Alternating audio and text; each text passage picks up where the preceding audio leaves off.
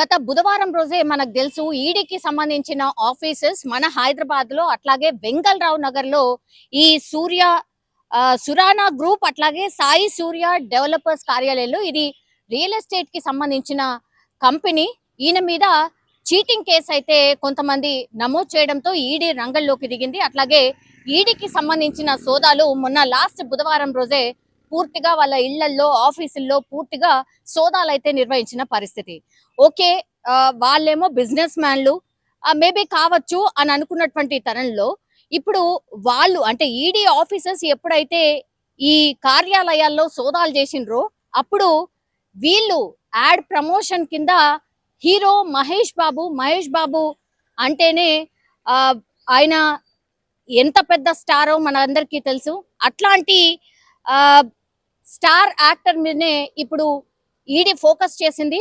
ఎందుకంటే ఈ సురానా గ్రూప్ కి సంబంధించిన యాడ్ లో భాగంగా ప్రమోషన్స్ లో భాగంగా మహేష్ బాబుని ఈ డబ్బులే ఇచ్చి ప్రమోషన్ చేయించుకున్నారు అన్నటువంటి ఆరోపణల నేపథ్యంలో ఈ డబ్బులు ఎక్కడి నుంచి వచ్చాయి, ఎక్కడెక్కడ పడ్డాయి, మీరు నిజంగానే 3.4 కోట్ల రూపాయలు తీసుకున్నారా, ఎవరికి ఇచ్చాము అన్నప్పుడు వీళ్ళు ఈడీ ఆఫీసర్స్ కి ఈ కార్యాలయానికి సంబంధించిన సిబ్బంది చెప్పింది ఏంటంటే అంటే సురానా గ్రూప్ కావచ్చు అట్లాగే సాయి సూర్య డెవలపర్స్ వీళ్ళు చెప్పింది ఏంటంటే మేము 3.4 కోట్ల రూపాయలు ప్రమోషన్ లో భాగంగా మా కంపెనీ ప్రమోషన్ లో భాగంగా హీరో మహేష్ బాబుకి 3.4 కోట్ల రూపాయలు ఇచ్చాము అనేటువంటిది ఈడీ ఆఫీసర్స్ కి చెప్పారని, ఆ ఆఫీసర్స్ కి చెప్పారు కాబట్టే ఇప్పుడు ఈడీ మహేష్ బాబుకి నోటీసులు ఇచ్చింది. ఈ నెల 27వ తారీఖున ఆయన ఈడీ ఆఫీసర్స్ ముందు రావాలి, అట్లాగే వాళ్ళు అడిగేటటువంటి క్వశ్చన్స్ కి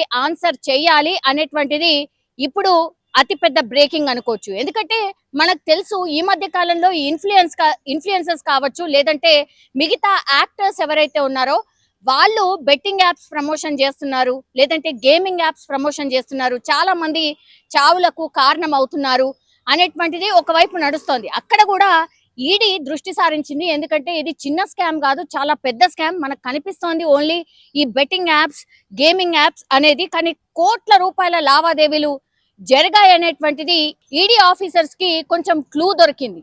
అందుకనే ఇది అందులో భాగంగానే ఇప్పుడు ఈడీ ఆఫీసర్స్ చీటింగ్ కేసు నమోదైంది కాబట్టి కంపెనీస్ మీద వాళ్ళు ఎంక్వైరీకి వెళ్ళినప్పుడు ఈడీ ఆఫీసర్స్ కి వీళ్ళు చెప్పింది ఏంటంటే మేము ప్రమోషన్ లో భాగంగా 3.4 కోట్ల రూపాయలు మహేష్ బాబుకి ఇచ్చాం.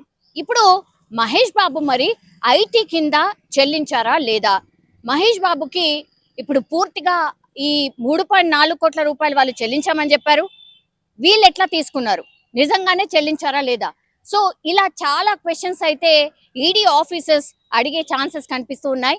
కానీ మహేష్ బాబు ఎప్పుడు కూడా కాంట్రవర్సీలో ఉండరు. ఆయన ఏంటో, వాళ్ళ ఫ్యామిలీ ఏంటో, అట్లాగే ఆయన సినిమాలు ఏంటో అక్కడి వరకే చూసుకొని చాలా కామ్ గా ఉంటాడు. ఎక్కువ కూడా మీడియాకి ఎక్స్పోజ్ కాడు.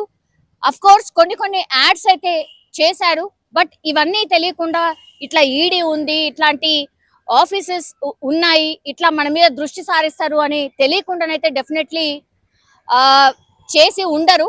కానీ ఈ కేసులో మరి ఏమైంది ఏంటి అనేది తెలియాల్సి ఉంది. ఇప్పుడు ఈడీ అఫీషియల్స్ ముందు, ఈడీ ఆఫీసర్స్ ముందు 27వ తారీఖున మహేష్ బాబు అటెండ్ కావాల్సిందిగా నోటీసులు అయితే జారీ అయ్యాయి. మరి మహేష్ బాబు వెళ్తారా, లేకపోతే షూటింగ్స్ అనో లేకపోతే ఇంకేటనో, ఆయన షూటింగ్ లో కూడా కొంత బిజీ ఉన్నారు, రాజమౌళికి సంబంధించిన షూటింగ్ కూడా చేస్తున్నారు కాబట్టి ఆయన అందుబాటులో ఉంటే వస్తారా, లేదంటే లాయర్ ద్వారా ఏమన్నా కబురు పంపిస్తారా? బట్ ఈడీ ఆఫీషియల్స్ మహేష్ బాబుకి నోటీసులు ఇవ్వడం ఇప్పుడు సినీ ఇండస్ట్రీని షేక్ చేస్తోంది అనుకోవచ్చు. ఎందుకంటే గతంలో కూడా మనకు తెలుసు దిల్ రాజు పైన కూడా ఇట్లానే ఈడీ ఆఫీషియల్స్ దాడి చేసిన సందర్భం. మేము ఎక్కడ కూడా ఈడీని కావచ్చు లేదంటే మనం ఏదైతే పన్ను కట్టాలో అది ఎగ్గొట్టే ఉద్దేశం మాకైతే డెఫినెట్లీ లేదు, మేము క్లియర్ అండ్ ఫేర్ గానే ఉంటాము అని సినీ ఇండస్ట్రీకి సంబంధించిన పెద్దలు చాలా టైమ్స్ అయితే చెప్పినటువంటి సిచ్యువేషన్. మరి మహేష్ బాబు కేసులో ఏమవుతుంది ఏంటి అనేది చూడాల్సిందే.